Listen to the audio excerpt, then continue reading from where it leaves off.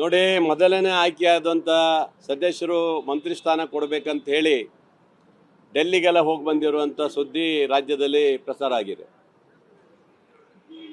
ಈಗ ಮತ್ತೆ ಎರಡನೇ ಸರಿ ತಾವೆಲ್ಲರೂ ಸೇರಿ ಡಿನ್ನರ್ ಪಾರ್ಟಿ ಮಾಡಿ ನಮಗೊಂದು ಅವಕಾಶ ಕೊಡಬೇಕಂತ 40 ಜನ ಸೇರಿದಂತೇಳಿ ನಿನ್ನೆ ನಾನು ನ್ಯೂಸಲ್ಲಿ ನೋಡಿದ್ದೀನಿ.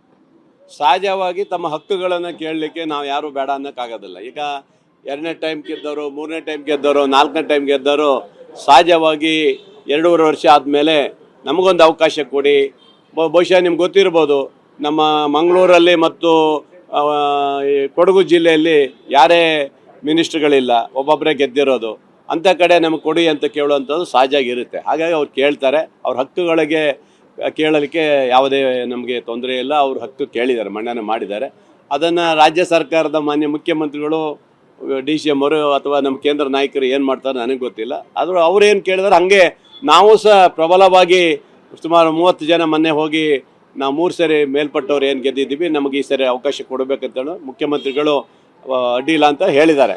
ಏನೋ 20 ಜನರು ನಾವು ಇದು ಮಾಡ್ತೀವಿ ಅಂತ ಮಾತನ್ನು ಸಹ ಕೊಟ್ಟಿದ್ದಾರೆ ಅಂತ ಸುದ್ದಿ ಇದೆ. ಈಗ ನೋಡೋಣ, ನಾವು ಸಹ ನಮ್ಮ ಹಕ್ಕುಗಳನ್ನು ಮನ್ನಣೆ ಮಾಡಿದ್ದೀವಿ. ಇದು ಸಹಜವಾಗಿ ಕೇಳೋಂಥದ್ದು. ಯಾಕಂದರೆ ಒಂದು ಜಿಲ್ಲೆಯಲ್ಲಿ ಅಥವಾ ರಾಜ್ಯದ ಮುಂದಿನ ಚುನಾವಣೆಯಲ್ಲಿ ಇಟ್ಕೊಂಡು ನಾವು ಕೆಲಸ ಮಾಡಬೇಕಾದ್ರೆ ಒಂದು ಅವಕಾಶ ಕೊಡಿ ಅಂತ ಕೇಳೋದು ಎಲ್ಲರೂ ಕೇಳ್ತಾರೆ, ನಾವು ಕೇಳಿದ್ದೀವಿ.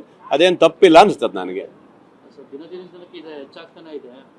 ಆದಷ್ಟು ಬೇಗ ಮುಕ್ತಾಯ ಮಾಡದೆ ಹೋದರೆ ಇದು ಗೊಂದಲ ಸೃಷ್ಟಿ ಆಗ್ತಾನೆ ಇರುತ್ತೆ. ಯಾಕಂದರೆ ಫಸ್ಟ್ ಟೈಮ್ ಗೆದ್ದವರು, ಸೆಕೆಂಡ್ ಟೈಮ್ ಗೆದ್ದವರು, 3ನೇ ಟೈಮ್ ಗೆದ್ದವರು, ಹೀಗೆ ಗೊಂದಲಗಳ ಸೃಷ್ಟಿಯಾಗೋ ಬದಲು ಆದಷ್ಟು ಬೇಗ ಹೈಕಮಾಂಡ್ ಅವರು ತೀರ್ಮಾನ ಮಾಡಿ, ಈಗ ಏನೋ ಚುನಾವಣೆ ಬಂದುಬಿಡ್ತು ಅದರಿಂದ ಮಾಡೋಕ್ಕಾಗಲ್ಲ ಅಂತ ಹೇಳಿದ್ದಾರೆ.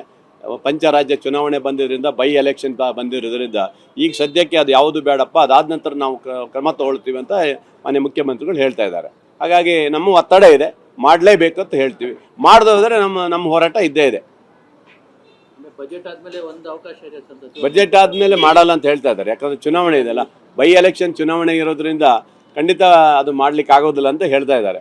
ಆ ನಂತರ ಅವರು ಮಾಡಿ ಅಂತ ಮತ್ತೆ ಇದೇ ಥರ ಮುಂದೆ ಹೋಗ್ಬಿಟ್ರೆ 3 ವರ್ಷ ಆಗ್ಬಿಡ್ತದೆ ಅವರಿಗೆ. ಆಮೇಲೆ ಇರೋ 2 ವರ್ಷ ಬರುತ್ತೆ, ಅದು ಇದಾಗೋದಿಲ್ಲ. ಹಾಗಾಗಿ ನಾವೆಲ್ಲರೂ ಒತ್ತಾಯ ಇದೆ ಅಂದರೆ ಕೊಡುವಂತೆ. ಭಾಳಷ್ಟು ಜನ ನಮ್ಮ ಜೊತೆಗೆ ಏನು 30 ಜನ ಸೇರಿದವರು ಮಂತ್ರಿಗಳು ನಾವು ಆಗ್ಬೇಕಂತ ಏನು ಹೇಳಿಲ್ಲ. ನಾವು ನಮಗಿಂತ ಹೆಚ್ಚಾಗಿ ಯಾರಿಗಾರು ಕೊಡಿ, ಮತ್ತೆ ಅವಕಾಶ ಕೊಡಿ ಅಂತ ಕೇಳಿದ್ದಾರೆ. ಬೇರೆಯವರಿಗೆ ಒಂದು ಅವಕಾಶ ಮಾಡಿಕೊಡಿ. ಸೀನಿಯರ್ ಬಿಟ್ಟುಬಿಡಿ, ಸೀನಿಯರ್ 7 ಜನ ಏನಿದ್ದಾರೆ ಅವ್ರನ್ನ ಬಿಟ್ಟುಬಿಡಿ. ಅವ್ರು ಬಿಟ್ಟು ಬಾಕಿಯವರಿಗೆಲ್ಲ ನೀವು ಕೊಡಬೇಕು, ಬೇರೆಯವರಿಗೆ ಅವಕಾಶ ಮಾಡಿಕೊಡ್ಬೇಕು ಅಂತ ಕೇಳಿದ್ದಾರೆ.